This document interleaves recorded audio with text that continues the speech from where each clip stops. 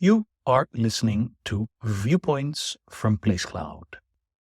Cultural researchers tell stories of places from around the world. For the full multimedia experience and to support the creators you enjoy, visit placecloud.io. When people hear the name Blackfriars now, they're usually thinking about a train station.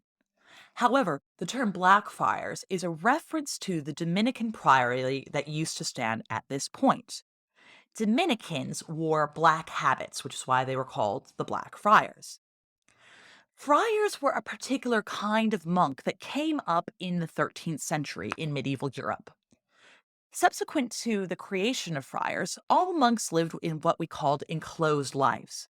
The idea of being a monk was that you decided to move away from the world. You would live inside of a monastery to prove your religious ideals and say that you were no longer interested in living a secular life. Friars were different. They were people who saw themselves as being tasked with seeing to their local communities. And in particular, what they wanted to do was preach to people. This was extraordinarily popular in a place like London, which had a huge population and which was always interested in having more of what we call pastoral care.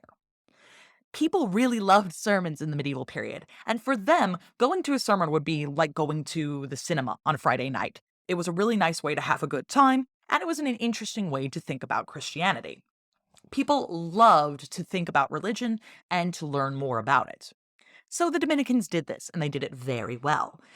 They would receive substantial gifts and donations from people who loved their work, or especially wealthy people when they died would give benefices to the Blackfriars. And eventually, the Dominicans owned a huge part of the bank of the river here. The prior itself had been built in 1278, and it stood at this point and it was inhabited by the Dominicans until it was dissolved by the Henry VIII in 1538 during the dissolution of the monasteries. What's particularly interesting in terms of Blackfriars and the dissolution of the monasteries is it plays a specialized role in Henry VIII's decision to become Protestant. It was in the hall of the priory itself in 1529 that a court was convened to discuss whether or not Henry VIII would be allowed to annul his marriage to Catherine of Aragon and subsequently marry Anne Boleyn. The court, which had included a papal legate who was the Cardinal Lorenzo Campeggio, king's representatives, including the Archbishop of York, all decided that actually Henry VIII had no reason to be divorcing Catherine of Aragon and that he couldn't put her aside. As a result, this would speed on Henry's decision to leave Catholicism so that he could marry Anne Boleyn. And it was also one of the reasons why he hit so hard against the monasteries. He saw them, and in particular the Blackfriars, as standing in his way of what he wanted. Of course, there's also the fact that the Blackfriars controlled some very, very desirable land in the city of London. So, when the monasteries were dissolved, the king was able to take all of this valuable London property and make it his own and give it to other people that he did like. The priory itself stood until the Great Fire of 1666.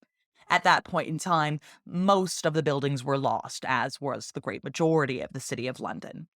And of course, when things were built back, they were no longer built in the monastic style that had been necessitated at this point. However, it's testament to how important the Blackfriars were that we still reference them when we talk about this part of the city. Ultimately, it doesn't matter how much Henry VIII wanted to leave the church and how much he hated the Dominicans.